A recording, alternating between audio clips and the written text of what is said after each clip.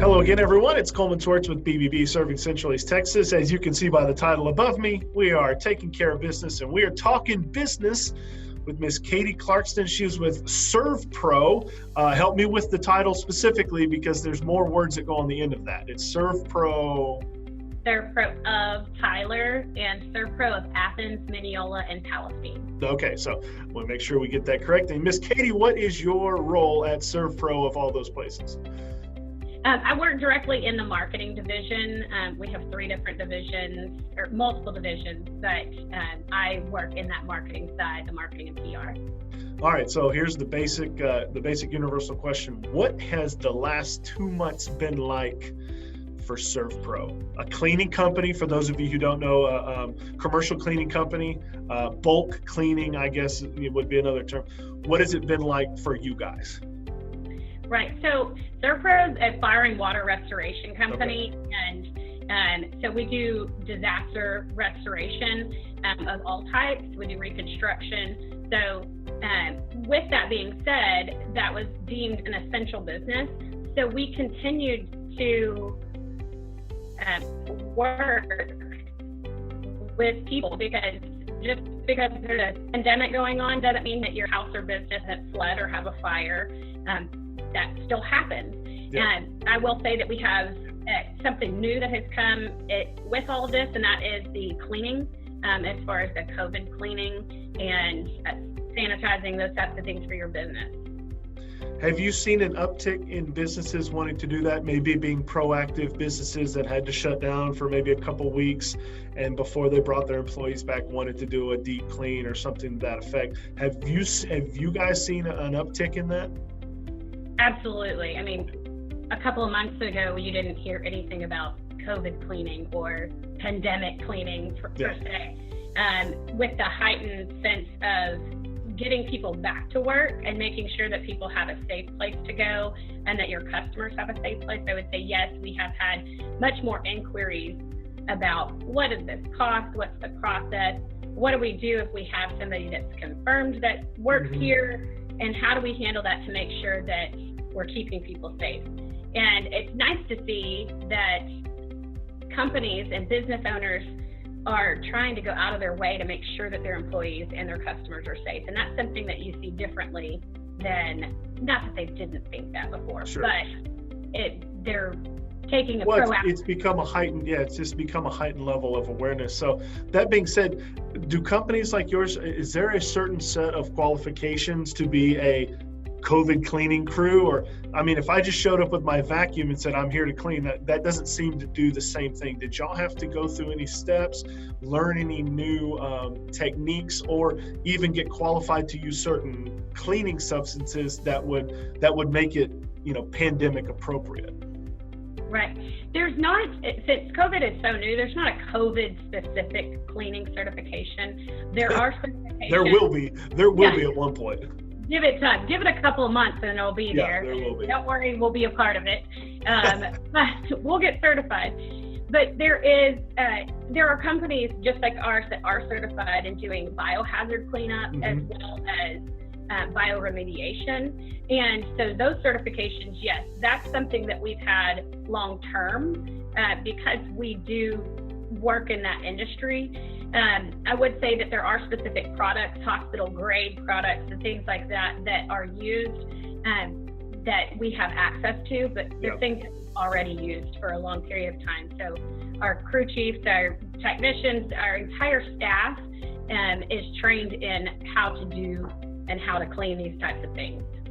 Have you seen, in terms of workload, is it been more geared towards that lately? Or, I hate saying your traditional work because that means something's awful happened, like a fire or water. Have you seen more of that happening than maybe you thought would happen?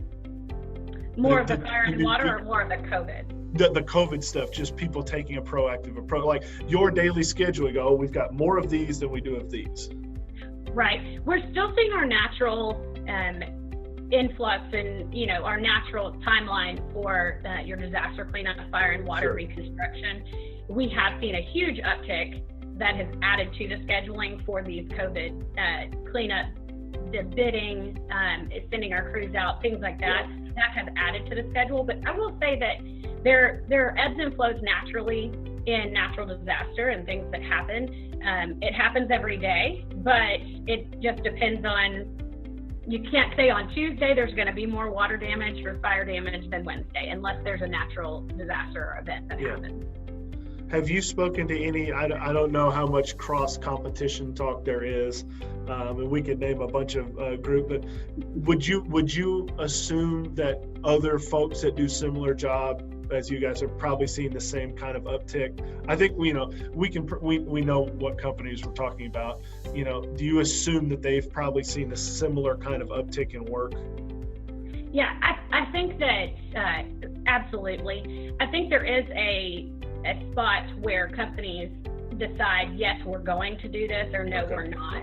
I don't know specifically about competitors, but I do know that there have been people that have said, you know what, we don't feel comfortable doing this outside of our area. Sure. And so those I do know there are people that would be capable of doing it that have opted not to, but I don't know specifically for our competitors. What's the one thing that you've kind of learned from this, from your perspective of, being in a company that offers restoration, now certain cleaning services? What have you learned, or what do you think your company has learned, let's say in the last 2 months, as things have really just gone sideways? I think one of the main things I think we've learned is educating our customers on, this is something very serious, but we're not going to, blow it up and fear monger. There are places that happens, and what we've learned is that through communication, and it's something we've always done, but communication and being upfront with customers, telling them across the board, the process makes people a lot more comfortable with knowing this is what it can do, this is what it can't. And the fact that they're truly, we're learning something new every day, as we all see in all these press conferences and different things.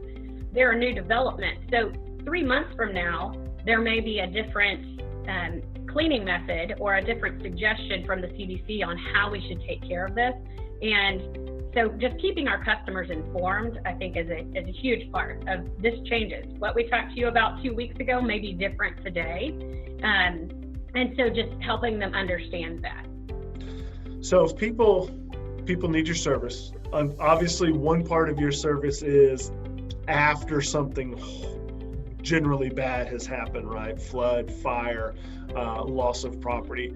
Then you have the proactive side, which is kind of what you've just talked about, being proactive, getting things cleaned, trying to be as good for your employees or your customers as possible. How would people come about finding, where are you at on the screen? You're on this side.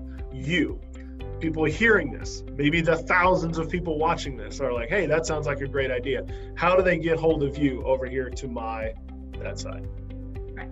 You can always reach us this way or this way, somewhere in there on this call. You can always reach us 24 hours a day, SERVPRO of Tyler, at 903-561-0168.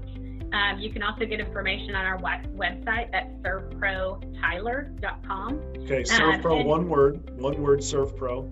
Okay. Yes, and SERVPRO is SERVPRO, and then Tyler.com.